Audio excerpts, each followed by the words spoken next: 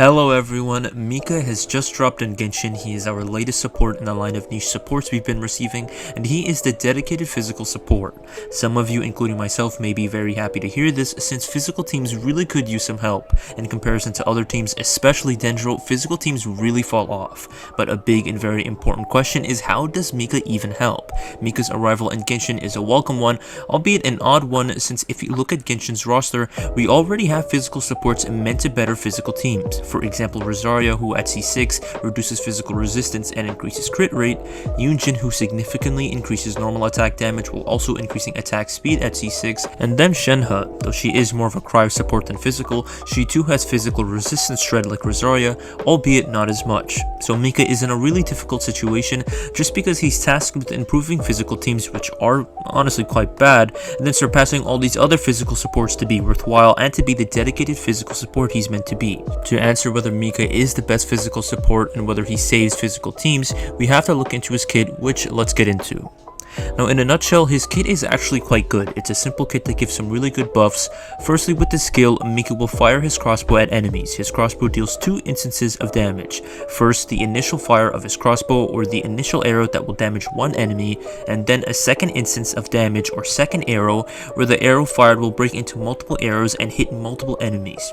This second instance of his skill will grant buffs to his party. It will increase characters' attack speed by a fixed amount for 12 seconds, and will grant a physical damage bonus based on the number of enemies hit by the second instance of his skill.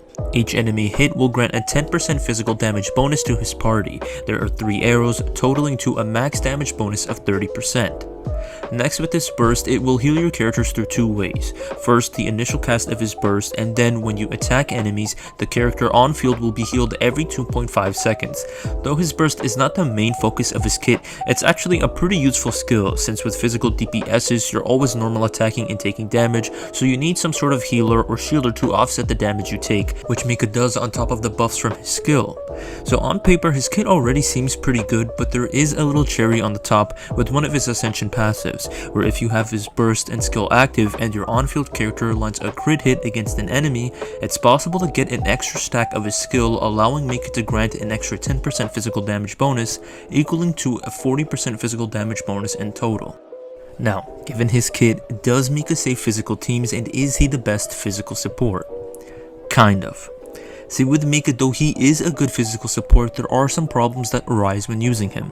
Firstly, though his buffs are very much good, they are very reliant on there being multiple enemies. Though I've mentioned Mika being able to grant a 30 and 40% physical damage bonus, this only occurs if there are swarms of enemies, or at least 3 enemies. He's not like other supports, for example, Goodest Boy Goro, where when you use his burst and his skill, you're always getting a fixed amount of buffs. You're always getting the same amount of increased defense and increased geo damage, never higher and never lower. But with Mika, if there's less enemies, he will be dishing out less buffs than if there were multiple enemies. And it's all too common within the Spiral Abyss for Hoyoverse to put solo bosses in the Abyss. Case in point, the current Abyss we have, where we have to fight the Maku Genki, who we've been fighting for the last 2 years. Hoyoverse, please stop adding this guy, he's so boring.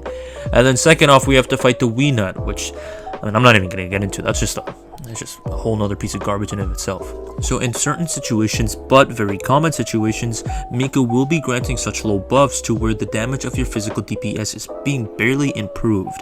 In times like this, it's best to actually not even run Mika, but use other physical supports we already have. Now, you can sort of solve this problem by using Mika alongside other physical supports like Rosaria in your Eula teams or Jean teams, basically to get the best of both worlds. So for example, say you have a team where you're playing Beidou, Rosaria, Eula, and Fischl.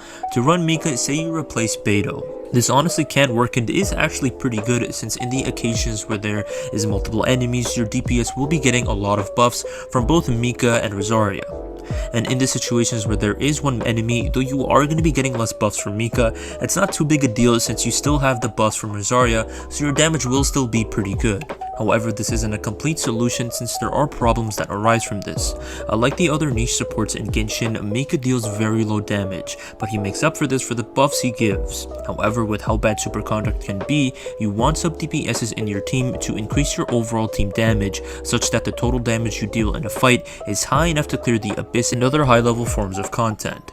But if you remove these sub DPSs so that you can play Mika, it's possible that your overall damage will suffer and will be too low. For example, if you were to play the team I mentioned with Beidou, though eula's damage may not be as high as it would be if you were to play her with Mika, the team's overall DPS would be high since everyone would be dealing high damage.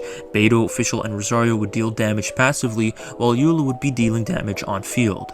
If you were to replace Beidou with Mika, though eula's damage would be higher, you would very likely deal less team damage or overall damage, since Mika would deal virtually no damage, and the only characters now dealing damage is Eula, Official, and Rosaria. And once again, even though Mika would be buffing Eula, his buffs do vary and at certain points will be very low.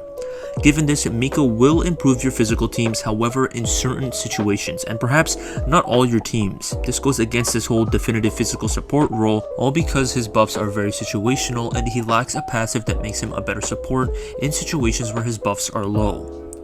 Well, there is hope to this, there is a solution to all of this. This is his constellations. First, his C2, where Mika will grant a stack of physical damage bonus from the initial arrow of his skill on top of the second arrow, effectively allowing for Mika to grant an extra stack of physical damage bonus from C0, making it easier to reach his max stacks. Next is C6, which will increase the max buffs of his skill from 4 to 5, meaning that it is now possible for Mika to grant a 50% physical damage bonus. Moreover, it's a constellation that will increase the crit damage of your party's physical damage by 60%. This constellation, as well as the C2, basically solve all of the problems Mika has, and make him the proper physical support he's meant to be. With the C2, he's able to grant more buffs through his skill, and with the C6, regardless of the number of enemies on the field, he will give your physical DPS 60% crit damage, greatly making up for the load buffs he will grant in certain situations. With all this being said, does Mika save physical teams, and is he worth it? Yes, he absolutely saves physical teams and he absolutely is worth it, but at C6. At C0, though he grants some really good buffs, the buffs have the big caveat of varying, to where at certain times he grants really good buffs or very high buffs, and other times very low buffs. If you don't have any other physical support, specifically C6 Rosaria, he is good and I recommend that you get him. But if you already have C6 Rosaria, in certain situations and teams, Mika will not be a direct upgrade from her, or let's say any other of the supports I mentioned. So unless you're willing to get him C6 eventually, I don't recommend that you pull him. If you do plan to get him C6 eventually, I recommend that you pull him and try to get some of his constellations right now, such that in his next rerun or second rerun, you can pull his C6 since he gets so much better and is the definitive physical support. Yes, this is difficult, believe me, I of all people should know. I couldn't even pull this guy once yesterday despite wishing 80 times. I got 12 Dionas, Sucroses, I even got a 5-star but no Mika. If you guys want to see my pulls yesterday, please let me know and I'll probably post it. I'm not gonna talk about it, but anyways, that is the state of Mika, and that is how he relates to physical teams.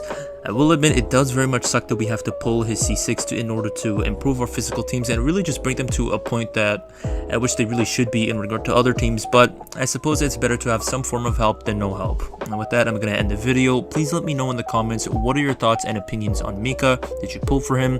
What do you think about him? And are you gonna C6 him? Thank you all for watching, take care, and thank you for all watching once again.